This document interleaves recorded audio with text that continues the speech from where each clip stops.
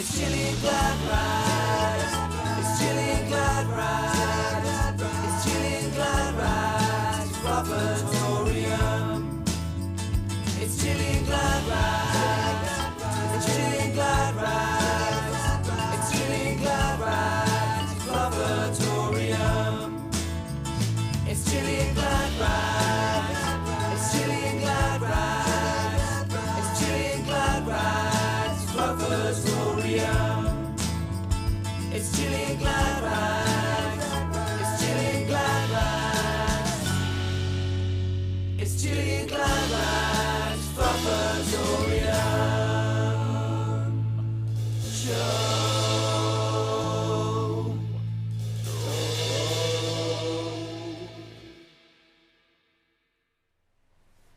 Hello, it is I.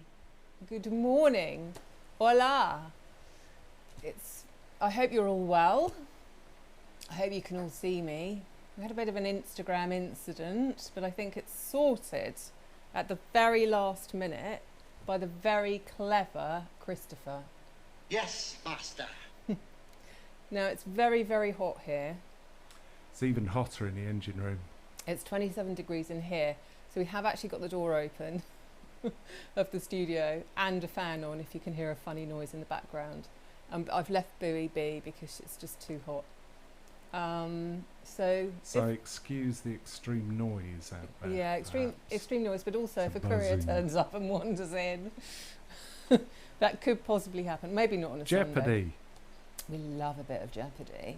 He loves it. He loves it. Jeopardy. Anyway, you'll have to do a Jeopardy jingle, actually. Oh, I haven't got one of I feel those. like we live our lives like that. I think the best I can offer Anyway, is... listen, we're here to do Punch Needle. Oh, here we go. Oh, is that you? Anyway. That wasn't prepared.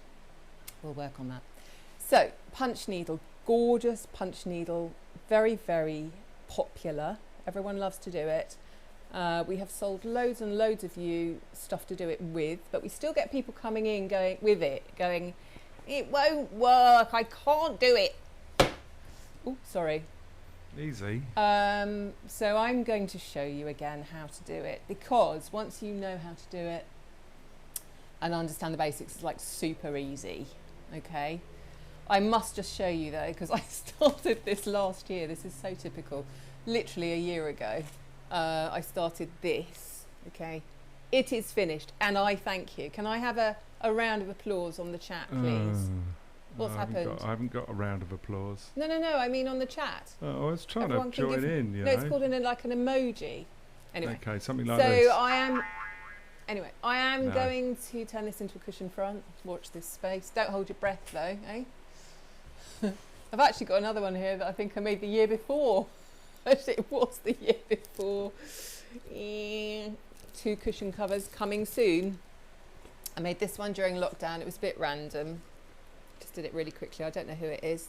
And then I've got a few other bits and bobs here. And then I made this the other day, on Friday actually. Little piece of watermelon. So I'm just going to run through with like how I did that, because it was so quick and easy. The thing I start with, which I do thoroughly recommend, all the thoroughlies, is one of our frames. They come in, as you've just seen, the big one. This is the baby one, and there's also a middle-sized one. You need to attach your cloth that you're going to punch needle onto to something and get it nice and drum-like, taut. Okay. Oh, don't do that. Oh, sorry, it's right next to my microphone. When I run my little workshop, which we are now doing again, we've planned an actual real-life workshop. Sorry, I think I just... Sorry. We've planned a real-life workshop. When I do my little workshop, we give everyone a hoop, because there's not enough time to get a whole frame's worth of punch needle done. So you can also use a hoop. Any size hoop will do. But whatever you put your monk's cloth into, if you've never heard of monk's cloth before, why is it called that? We did find out, didn't we? I can't even remember the reason. Because monks made it. I think monks' dresses, cloaks used to be made of it. It's basically quite interesting. Can you go to the overhead close-up for me a sec, Chris? I'm just going to talk about monk's cloth to everybody. All right, so it's got these little holes in it, as you can see, but also it's quite so as you stab your punch needle tool in and then out again, it kind of, can you see how the hole gets bigger? So it's quite malleable, and then it grabs the yarn. That's kind of how it works, and closes up again. Okay, back to me. That's monk's cloth for you. So monk's cloth, all right, I've got a roll of it here. We sell it in the roll like this, but we also sell it by the metre in cream. But this is the pale pink. You can't really see it terribly well on camera.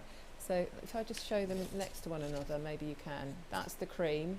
This is the pale pink. The pale pink's really nice, actually, if you're going to see it. I mean, to be brutally frank, you don't really see the monk's cloth unless you want it to be part of the deal. So I actually did this on the pink, but of course I've just folded around the back. That's the front. You won't see the monk's cloth. Doesn't really matter what colour it is, therefore. Anyway, so I definitely recommend the frame. They're not expensive either. This one's like £3 or £4 or something. Then you do need some drawing pins. I know everyone has those in the kitchen drawer at home, but we do sell them if you don't. And then, like I say, just cut it to size, cut it slightly larger than you'll need it. If you're doing a really, really massive piece that's going to take you quite a while, I often tape the edge, all right, with either masking tape or wide sellotape, just to make sure that it doesn't fray, because the monk's cloth will fray, as you can see. You can punch needle onto other fabrics. I'll talk about that briefly at the end, and the finer tool that we also have. So, what do you need to do it with? Well, you kind of just need that, and you need the tool. This tool that we sell is made by Rico, but it's quite cool, and I'll just quickly explain why. Because it does different length punching, all right? So, for example, with this cushion front that I've just finished, the background was done on setting D, which is the smallest, and then these polka dots, I think from memory, were done on B, which is the second largest. So what I'll do now is just explain what I mean by that. Basically, it's adjustable by it's got a spring in it, and that determines how much the top pokes out, okay? So when I'm on D, which is the smallest one, it just pokes out by about 1 inch. And then if I put it right up to A, it goes up to about 2 inches. And that's going to determine the size of the amount of loop, which is basically what it is. It's punching through a loop, and it determines the size of the loop. So it will stand proud. So if I just turn it slightly on its side, you can see that all of the polka dots stick out more than the background, okay? So you could choose to do your piece entirely the same length, or you could choose to alter that, and of course that's what I've done here as well, and I've used a much chunkier yarn and poked it much further through, whereas this is all much flatter. You can also poke through larger chunks of yarn and then trim them so that they're not loops anymore and they're just single pieces. Oh, the world's your oyster. So I did this one all on one level, okay, so this is all the same length, and that's what I'm going to just do right now as well. I think I'll just have him on D for now. Okay, now this little tool, very, very straightforward to use, but people do get very, very confused about it. I've got some books here as well. I'll talk you through those at the end too. Let's get down to the nitty gritty, because I know that's why you're here, and that's why I'm here. How to thread this little fellow up, all right? So I'm going to pull the wool out to start with. What wool should you use? Well, with this particular tool, which is the 5mm tool, it's the one I use all the time. It's the fastest one. Like I said, we do sell a much smaller one for doing more intricate stuff. Forget that for now. Let's talk about this one, which all my work's been done with. It costs £8.50, I think. And it works with double knit. It works with Aran, which is also what that green is. And it also works with chunky. And incidentally, we're going to be getting a range of chunky in around September time. But for now, we've got the Aran and the DK. We sell the Aran and the DK in an acrylic, which is super cheap. And we also sell it in a pure wool, which is super lovely. So if you want to make a nice cushion, I recommend the pure wool. And actually, that's what I did my polka dot cushion in. That is pure wool. You know, well, I do have a wool shop, so it kind of makes sense, doesn't it? All right, so let's get down to how we do this. So when you buy, immediately lost what I need. When you buy the tool, it comes with a threader. You probably can't see it. It's just a very, very thin, long piece of wire, okay, with a hole in the middle. We'll do an overhead in a sec. It's like a giant needle threader. And I've actually personally just put a little bit of rainbow tape on the end because it gets lost really, really easily. So I do just want to talk to you about that. If we can just go to the overhead, please, Chris. All right, so here is my threader. It's been around a while, this little one here, and like I say, just mark it with something so it's a little bit more obvious. Honestly, we've lost so many of these. And then what you're doing is you want to get the wool down to this end. So you're going to start off by putting your threader in at this end, okay, and then just passing it all the way down the shaft of the punch needle until it pokes out at the other end here, okay. Then I'm going to take my yarn or wool, whatever you want to call it, and I'm just going to pass it through the eye of the needle threader like that, okay, and then I'm just going to pull that back down, and that's all it's used for. That's its main purpose in life. But as soon as you've done that, you're kind of like, you just pop it down somewhere, and then inevitably it just falls on the floor and you lose it forever. So just be mindful of the fact that you don't want to lose it forever. If I can't remember in a minute, I've just popped it in there, if you could remind me. Probably forget. All right, so now back to the overhead. Sorry, where have you popped it? Where? Back to the overhead, Christopher, please. This is very important too. If we can go close up, that would be splendido. Okay. All right, so I've got it down the shaft of my tool, okay, but now I want this little end here, and let's just cut the ends to ease our passage. I want this little end here to go through this hole, okay? So it's going to go through from what you might consider to be the back. If this was a pen, you'd think that was the back and you'd think this was the front. You need to reverse that when you're punch needling. This is actually the bit you want uppermost. And you're actually going to poke that wool through this hole to the back. Okay, so it's going to look like that. That's you threaded up. So you've got it here, it's going down the shaft, and it's come out the end, and then it's going through that hole. So that sliced off section you can see, it's uppermost, all right? And then what I'm going to do is I'm just going to keep this tail on the end, all right? So let's start off with the rind of our watermelon, okay? So basically what I did was I drew this on first, and to be perfectly honest with you, I prefer to do it with a pencil because bizarre though it may sound, you can sort of rub it out if you go wrong, and it's not quite so permanent as a marker pen, but you could use a marker pen as well. So I'm just going to draw on the rind, and this is really just a rough guide, you know, this is never going to be exact. And I did put a video of me making this little chap on Instagram and Facebook, on my Instagram reels, and you'll see that when I draw the pips, the watermelon pips, I end up doing them in a slightly different place. So this is just a rough guide. You don't need to stick rigidly to it. And I do think, though, that it's slightly easier if you do this first. So without further ado, let's get punching. All right. So the very, very first thing to note is that you want some yarn loose off your ball of yarn. You don't want it sat tightly wound next to you. Make sure you've got a good little pile of yarn there waiting to be used that's free and isn't caught under anything, and we'll talk more about that in a second. All right, then I'm just going to hold it off the table. So I've got my hand underneath it. I've just got it at an angle. It does, come back to me a sec, Chris, please. It does work really well as well if you're sitting at a table, if you hold it in front of you so that you've got nothing underneath it, and then you can like work with it almost like over your lap. That works quite well as well, but not on camera. So let's go back to the overhead. All right, so what I've got here is I've got the tail behind the tool, all right, and I'm looking at that sliced off bit. Now, this is the most important thing. I'm going to punch it through the monk's cloth, and then I'm going to bring it up. but I'm hardly going to lift it up at all before I go down into the next hole. And this is where people go wrong, okay?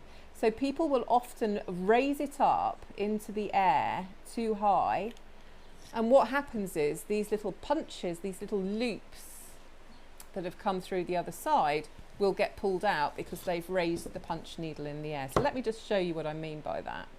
Let's start again. So if I punch in, but then I come right up here, it comes out. Let's do a couple and I'll show you what I mean. So let's just do a few, all right. So, but then if I start to bring it, it's not working now. Sod's law, it's not doing it. I'm just too good at it. If you do pull it up high though, invariably it will come out. So you're keeping the pen very low and very tight to the monk's cloth, okay? But you can see how great it is just having this nice and taut on here, because it's just allowing me to do it very easily. And then you can see here are my little punches over the top. What's interesting about this is it always looks bigger on the right side than it does on the wrong side. So on the wrong side you're almost getting like a sort of stitch effect, and then on the right side you're getting that loop, okay? So let's just out of interest make this tool, let me go like this way so Instagram can see. Let's make this tool quite a lot higher and stick this out quite a lot further, because I want to show you the difference in the loop length. So now I'm going right down there. It feels like I've got to go way deeper down compared to where I was going just now, okay? Also, it doesn't matter if you don't go exactly in a hole in this monk's cloth. If you're slightly off with your holes and you end up like going in the middle bit, it doesn't matter. And it's actually more difficult to do it when you're going around a corner like this as well.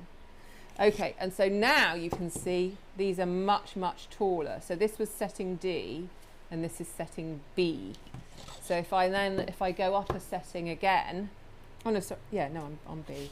If I go up to A, I've got a ridiculously huge amount sticking out the bottom.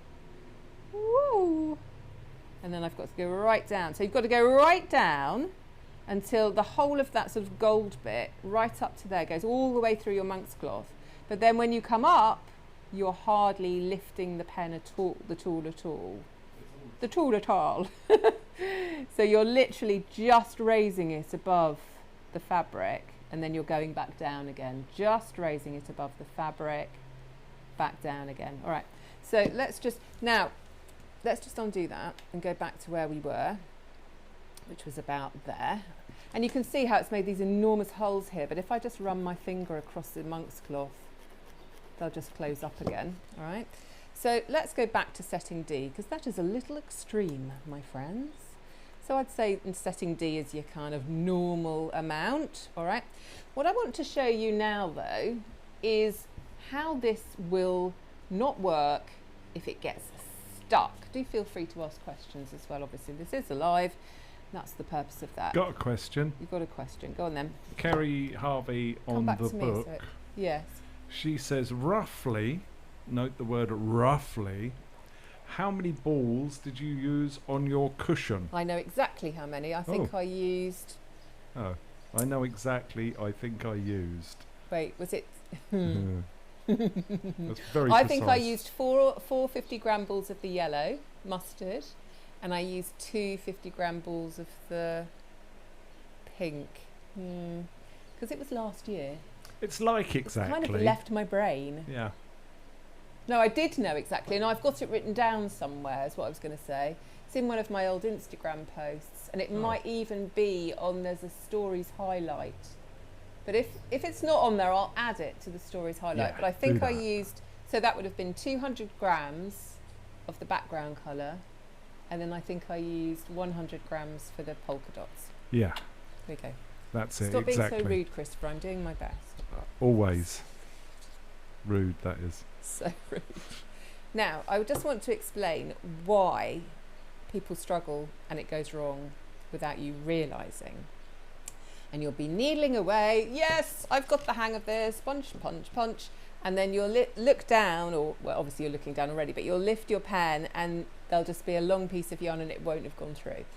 Invariably, that is because it's come caught on something and it's not freely coming off the ball of yarn. All right, it either gets caught because you've got it too tightly wound sitting in your ball next to it, or for me it usually gets caught under something, so it gets caught round the edge of the frame, or it gets caught under the sofa, or the dog's lying in it, or whatever it is. Okay, so always make sure, so do a bit and then just check your yarn and just get into the habit of doing that. You can also get a ball winder that people use for knitting, which is just a sort of big spindle that your ball of yarn sits on, and it spins round as you pull it off. So that keeps it free flowing, if you like, which kind of makes sense with punch needle, I must say, if you're doing a lot of it. I would recommend that actually if you're doing a lot of it. But that's usually the reason. So I'm just going to like sit on my yarn and stop it from working so you can see. So if we go back to the overhead again, Chris. All right, so I am happily punching away and I know that my yarn is free flowing. Okay, so if you can just zoom out to the next wide shot now, Chris. And what I'm going to do is I'm just going to put that glue on there. All right, now come back in tight again. So I'll keep going, and it's going to work up to a point obviously because it's still free flowing, but let's just see what happens now. So now it's not free flowing. This is what's happened. Okay, so I'm punching away, and this is what I mean, because it's often behind your tool, you can't see what's happening and it's not working, and that's because it's caught. All right, so make sure that it's not caught, and then that won't happen. I was looking at the monitor. All right, so make sure it's not caught and that won't happen. Always have your pen, I want to call it a pen, it's not a pen. Always have your tool with that slanty bit uppermost. All right, so this is always the way that I work. So I like to work with it almost like sort of going forward like this. I also work with it like this. So if it's off the table in front of me, sort of over my lap, and I'm going backwards and forwards, sometimes I'll work with it like this. But because I'm right-handed, I tend to do it like this. Okay. Well, it's a bit wiggly woggly. Now the other interesting thing is, I mean, although that looks quite wiggly woggly, when you turn it over, it's still a bit wiggly woggly, but it's that bit bigger. So it will always just look slightly bigger on this side of the work. And actually I want to just demonstrate that by showing you the polka dot cushion. And this answers a question from Jacqueline Davey on the book, yes. Which is, so the underside is the right side. No, yes, exactly. Yes. All right, so this is what I call the wrong side, if you like. It's got all my tail ends, it's got all my bits and bobs, and then this is the right side. Okay. And so the same with this. So this is the right side, but this is the side I'm working on with my tail end, so that's the wrong side. But what I want to show you here is how there are gaps in between my long lines of me just going backwards and forwards. And you can see when I've got to a polka dot, I've just held the wool over and carried on. But you can see there are gaps, and it looks like perhaps I might not have filled in all the space. But on the right side, the front side, you can see, because the wool is that much bigger, because it's in loops, it is all completely filled up. The other thing I want to show you is if you get a stray loop that you're perhaps thinking looks a bit odd because it's not worked properly, you can actually punch it down again from this side, so you can use your tool to just push it back through again if you need to. So if you've got something that's gone slightly wrong, or is one random loop sticking in the air that shouldn't be, that's how to deal with that. Okay, so that's that one. Likewise, when you've finished doing something, you can use your tool to sort of part the loops a little bit and get them to where you want them to sit and make things look slightly more regular. There are people that do sort of quite intricate work, and you sort of think, well, how have you managed to do that? It's a bit like when you make one of those pom-poms that's got a face on it, or is a piece of fruit or something, and you think, oh, how have they managed to get all, and often they'll just carefully sort out where all the yarn lies. And I think you can do that with this as well, to a certain extent, with a tool or with a pair of, like a pair of scissors, a small pair of scissors or something. So that's really it. Okay, there's nothing more complicated than what I've been showing you. Has anyone got any questions? Yes. Yes, go on. So Addie Osborne Yes. on the book. Yes. I may have missed this, On the but book, how? Facebook. Yeah. Yeah. I may have missed this. Yeah. But how do you make the yarn secure on the wrong side when you finish or change a colour? Yeah, let's do that. All right, okay. I feel a button coming on. Go on, carry A on. button? What do you mean? Well, how do you make it secure? A button? Just carry on. You don't need a button. No, I've got a button here though. Oh, anyway. Can you go to the overhead shot, please, darling? All right. So the super close-up one, please. All right. So say I wanted to do a different colour here. The first thing that I want to show you is that sometimes I put my finger there and pull the yarn through, and then I can carry on over here. Okay. Oh, my yarn was caught. That's why it didn't stay in. All right. So then I can carry on punch needling. So that's the first thing I want to show you. And indeed, that is what I did with these polka dots. So there's a polka dot under there. But when I was going along, I stopped, put my finger on it, and Did went you do over. the polka dots first or second? I did do the polka dots first, and I would Ooh. recommend that. Ooh. Likewise, I did do the rind, but then I did the pips before I filled in this around them. Sorry, the back, I've glued the back. So You've glued it? I'm going to talk about gluing in a second. Oh, he's so interested. You can have a go at this later. Right, so carry on, okay? And then if I've finished now, and I've finished this colour, again, I put my finger on it, draw a bit out, and then literally snip it off. Now, these just dangle and stay. What I do tend to do is just give them a trim so that I don't catch them on anything. And then you can literally just start again, and it always just leaves a tail, all right? So that is literally it. There's no knot tying, there's no nothing. And then, as you can see here with my finished one, can you go to the next zoom out, please, Chris? If you can see here, I've literally just gone over it. Sorry, I keep saying literally. And I've just... I've literally been saying literally all the time. I have literally just... I mean, obviously I've gone from there to fill something in with that one. So I could... Because what you need to be careful of is not pulling these. If I pulled any of these now, it would pull all of the loops out.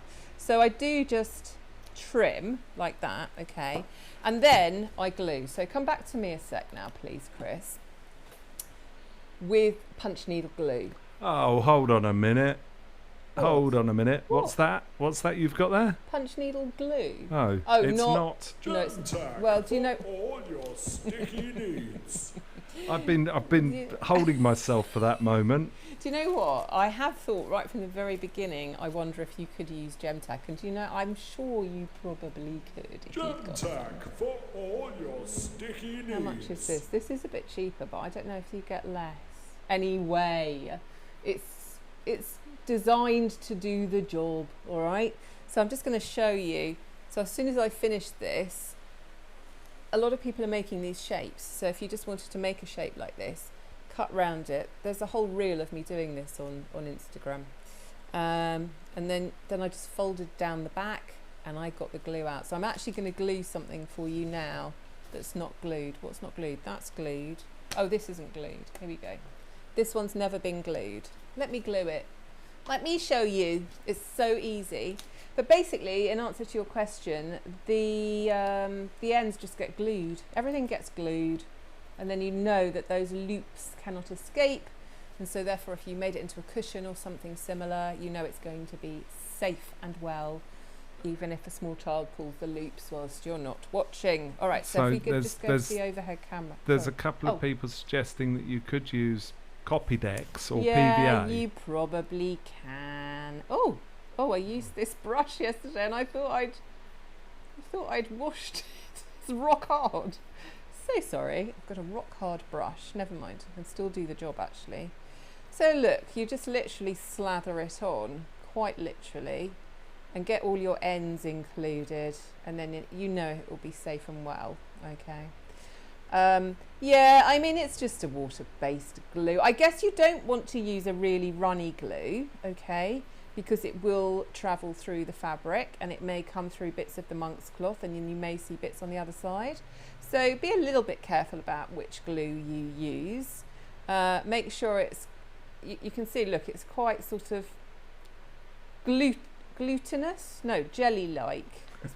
You know what I'm saying, because you don't want it to be really runny and watery. Okay, do you know what I mean? I actually think this is better than the gem tack for this job, because it's actually quite easy to spread as well. You don't want anything too gunky. Anyway, there we go. So that would be glued. I would now leave that to dry. Okay, and then it's ready to hang on the wall. So that's gluing. That wasn't very complicated. But yeah, so that is it. So there's no knot tying, there's no sort of complicated weaving in of ends or anything like that. Once you're done, just what I would advise, this has been glued as well. It feels quite plasticky on the back. But it's really while you're working, because this one took me quite a while.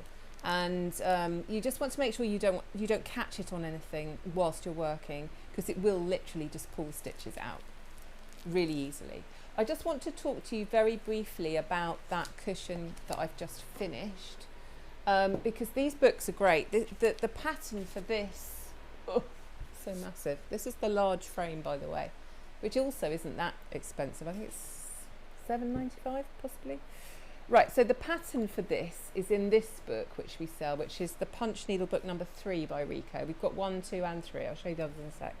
But what I like about these is they come with life-size templates in the back. So if you're someone that's not terribly confident about drawing this design on to the monk's cloth, these are great. And then they do obviously have the how-to in there as well, and the ideas and how you actually do it.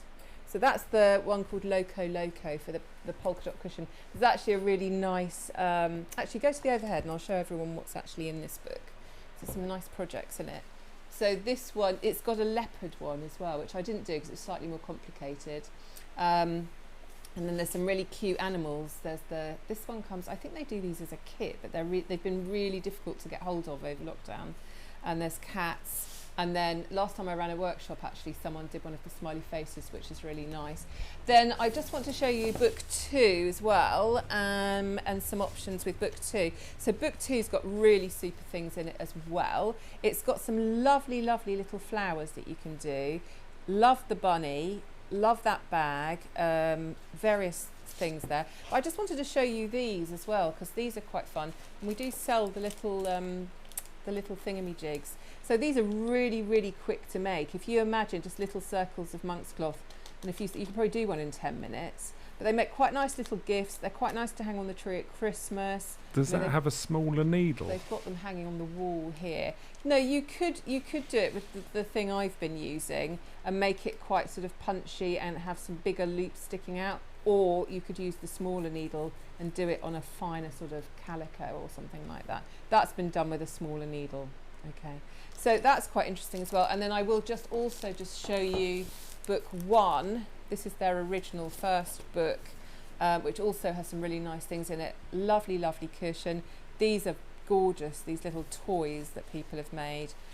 More cushions here. And again, these letter cushions. All again comes in the back here with the templates. If you want to just zoom out onto the next shot, Chris, please. Comes in the back with the templates. And shows you exactly how to do it all. I love these. Look at that. So cute. Anyway, that is the book situation. I've gone through the hoops and the frames. I've gone through the glue and the drawing pins. The yarn I've gone through as well. Anything else? Any more for any more? Now, when my daughter did this, because she did a lot of this for her final piece for her degree, and she used the super chunky actually. Now when you're punching with super chunky, you can get it through the tool and then you really push it through and you kind of grab it from behind and hold the loop whilst you bring it up. That's how I did these loops around the edge here. Okay, it just gives textural interest and it's just quite interesting to use it, and also it grows really quickly, but it looks really cool with the different sorts of yarn together, I think. in my humble opinion. Are there any more questions? Yes, we have questions. Go ahead. I Um, feel like I'll just Addie- carry on doing a bit Addie while I'm answering Osborne them. on Yes. the book. Can Yes. you do this on different cloth, or does it have to be the one you mentioned, the monk's cloth? Okay, so it needs to be suitable. If you're using this wool and what I've been showing you with the kind of DK Aran Chunky, this tool will not go through a fine fabric. You'd find it it's not sharp, so you'd find it very difficult to stick it through a close weave cotton or linen or something. You do sell Ada, which is Ada? another option. But if you've got the option, I'd always go for the monk's cloth because this is what you're meant to do it through. We do sell another set of tools that I was going to mention. Here they are. We are out of stock right here, right now, today. But there's more coming next week. These are much, much finer. So if I just show you the nib of this. So this is more suited to go through like a sort of calico or an open weave sort of linen, that kind of thing. Actually, if you just go to the overhead for me, Chris, I can just show I will it do. in the packet. When you have it So- in the right place. Hey? I will Oh. do when you have it in the right place. Okay. So you can see the nib is much finer. I don't know why I'm actually struggling to get it out of the packet. Hang on a minute. There we go. And it comes with 2 other nibs as well. So we'll have that back in stock next week. But you can see it's much, much finer and actually is quite sharp. So this one is more to be used with embroidery cottons and finer threads, okay? So you obviously wouldn't be able to get the wool through that tiny hole, so that's much, much finer. If you want to, however, if you come back to me, Chris, if you do just want to use the wool like I've been doing, you would need this bigger tool and you would need to use something akin to the monk's cloth, okay? So, Heidi Mack on the gram. Hello, Heidi. Will you be releasing any other dates other than 12th of September, as my sister and I would like to come for a course on Yeah. needle punch? Oh yeah, is that the date I've put it on? So this first tranche of I like that word. oh, so do I. Where did that come from? This first tranche of courses, we are just kind of testing the waters with a little bit for obvious reasons. We've got a maximum of 5 people on each one, so we've had to raise the price a little bit. So as soon as these are booked up, if everyone's happy with the deal, we future-proof them against rules of 6 and all of that malarkey coming back in autumn, winter, then yes is the answer. I will do another one, but I just need this one to fill up first before I put a new date on. So yeah, we are doing courses. But you haven't back got here. them quite yet. You're I gonna do haven't it. put new dates No. on yet, but I will. You will. Okay. Watch this space. Okay. Okay. Or you If can you do private courses. Can Absolutely, yeah. So that could be sorted straight away. So if you and your sister wanted to book a date with me, just you two and me, we can do that now. We can organise the date, not now, as in Not during this now. live, but No. you can drop me a line or ring up tomorrow probably be the best thing, and we can organise a date where you can just come and spend a couple of hours with me. Okay. Yeah. Good question from Addie on the book.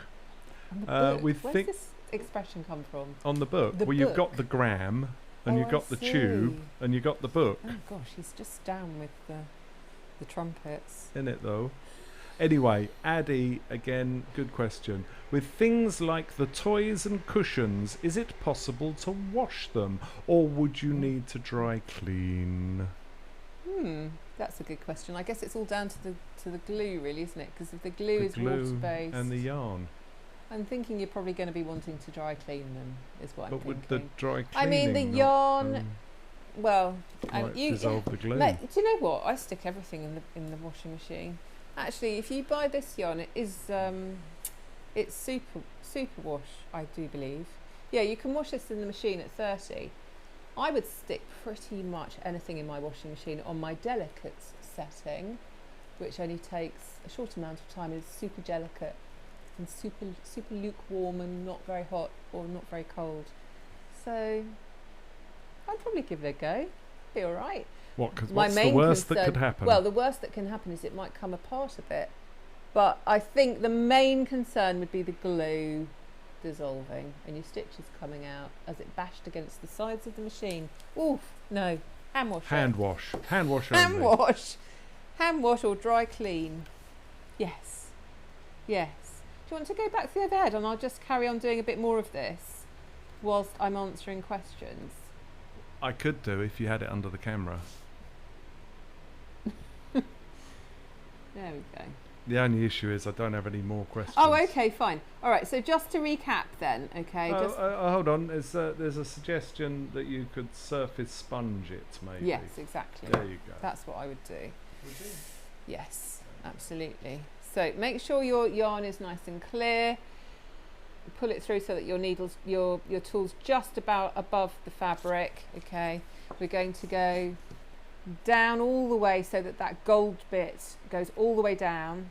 But then when we come up again, we're only coming just above and then down again, and then down again, and then down again. And just make sure that your yarn is running free from its ball, okay? Or employ a small child to sit and make sure that that happens and that your yarn doesn't get caught. Or get one of those ball ones. Sorry, there's one of my hairs stuck in this. There we go. Away. And let's just finish the outside of the watermelon slice, shall we? Right, any more for any more? I have nothing more for you. Oh, hold Okay. on. No, I have nothing more for you. No? Okay, all right. Well, hopefully that's explained it to everybody. Now you see when I finish off now, I just hold that down, okay? And then I would turn it round because I like to go from right to left. And then I pull it through, not too far, but just to there. And then I'll go back the other way. But when I go back the other way, sorry, I'm not on camera again. When I go back the other way, it doesn't have to be right tight up next to the first stitch. You can leave some little gaps, okay? So now I'm just choosing the holes that I want to go into, and you can get quite a good rhythm going and speed up as you go along. Okay, and there's the outside of my watermelon. Okay, all right, so come back to me a sec then, Chris, please. So that's it, and then, you know, after a while, it will look like this. How long did that take? Well, I started it last year. But do you know what? It's been sitting in the studio probably with about 2 inches waiting to be finished for about most of the year. So, okay. So that's all I've got to tell you, really. We are having a small addition to the family in a couple of weeks. There will be the pitter-patter of tiny paws. Oh, thank God for that. Bessie, where are you? I think she's hot. I didn't bring her up here today because I think she's really hot. We're getting a miniature dash hound called Bagel. So next time we do a live, Bagel will be here, which will no doubt cause complete and utter mayhem. Also, Chris has got an actual job next week. Can you get the microphone from out of your armpit? So we will be back. I'm not sure when is what I'm getting to. And I think the next live tutorial I'm going to do will be a felt slipper taster, maybe, Ooh. unless I come up with flavours? something else in the meantime. So I have an online slipper course that you pay for to watch, and you have lifetime access to it. So I don't want to replicate that. And obviously it's like an all-day activity. But what I want to do is give you a little taster of what that course entails, and then you can decide whether or not to do it. We do now have all of our slipper last shapes, sizes back in stock, along with all of the soles and everything. I know it's really, really hot at the moment and people aren't thinking about felt slippers, but they will be. So maybe we'll look at doing that, but I'll come back soon and do another tutorial for you. I'm going to go now. Have a lovely, lovely day in the sunshine if you've got sunshine where you live. And thanks for tuning in. Please do like and subscribe to my YouTube channel if you can, because it's really helpful and it attracts more interest, I think. I think, is that the reason? Something like that. But it's I don't helpful really anyway. know. So thank you and goodbye. Wave, Gillian, wave.